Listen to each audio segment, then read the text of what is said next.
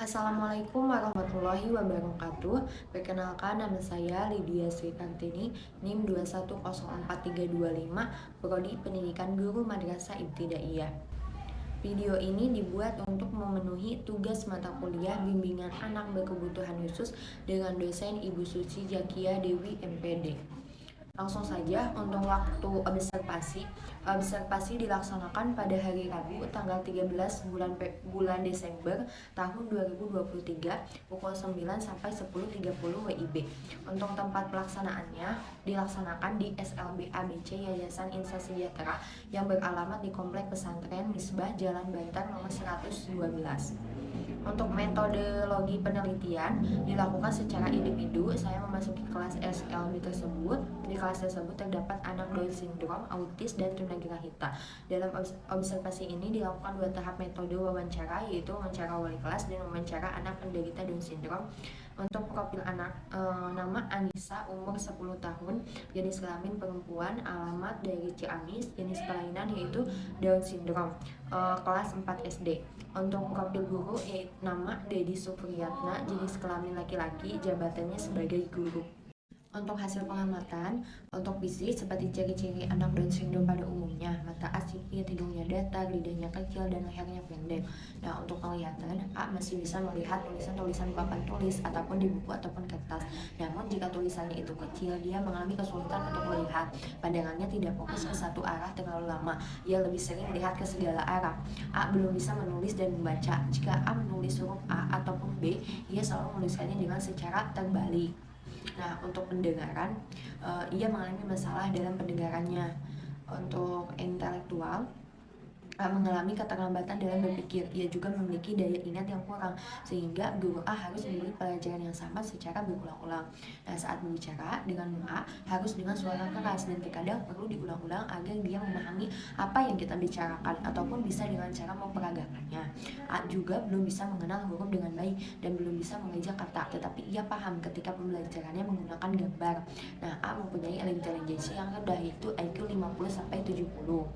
Nah, untuk bahasa, A jarang berbicara jika tidak dipancing. Jika dipancing juga, A jarang menjawab dan jarang merespon. Lalu selanjutnya untuk sosial emosional, A mempunyai keaktifan 60%. Dia baik, tetapi kadang emosinya tidak stabil. Saat bertemu dengan orang baru yang ia lihat, ia sedikit pemalu jika didekati. Namun lama-lama ia mulai bisa terbiasa dengan orang tersebut dan bisa diajak berkomunikasi meskipun sedikit demi sedikit. Untuk selanjutnya yaitu perilaku.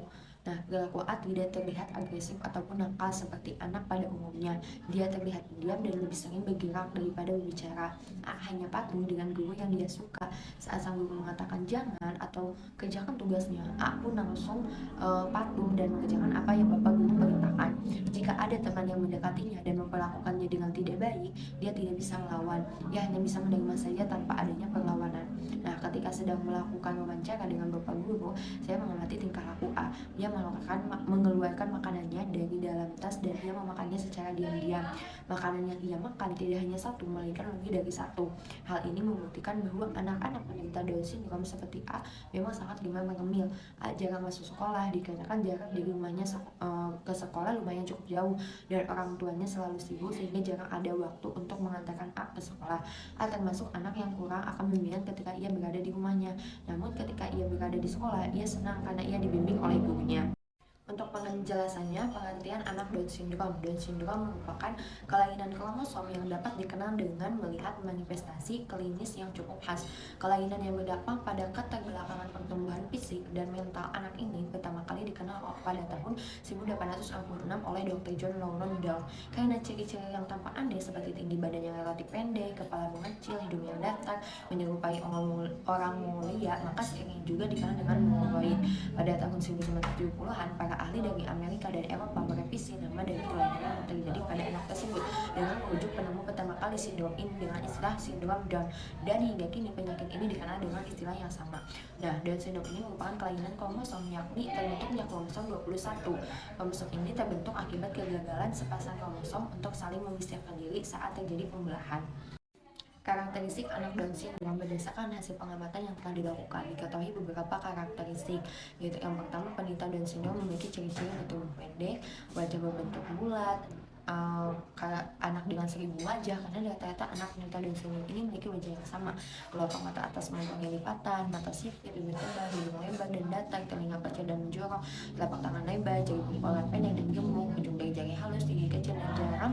Pada beberapa anak giginya rusak, pada beberapa anak air liur sering menetes, gemar mengemil, bicaranya tidak jelas, dan bahkan pada beberapa anak tidak dapat berbicara, yang mempunyai kelainan jantung, lemah mental, IQ-nya rendah.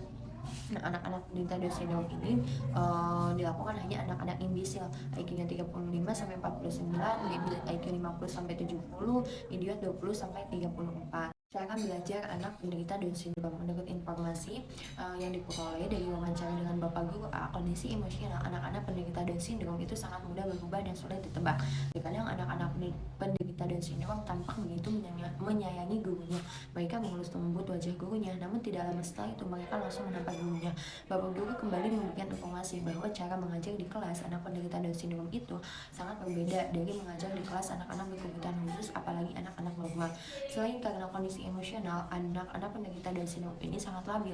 Mereka juga memiliki IQ yang rendah. Nah, dikarenakan IQ mereka yang rendah itulah anak-anak penderita Down syndrome cepat sekali lupa dengan pelajaran yang telah mereka pelajari. Terkadang pelajaran yang disampaikan pun harus diulang-ulang agar mereka bisa memahami. Saat menjelaskan, Bapak Guru harus menggunakan nada yang tinggi dan juga mimik mulut yang tegas agar mengerti apa yang diperintahkan oleh Bapak Gurunya. Mungkin sekian yang dapat saya sampaikan mengenai laporan observasi ini. Mohon maaf apabila banyak salah kata dalam pengucapan. Wassalamualaikum warahmatullahi wabarakatuh.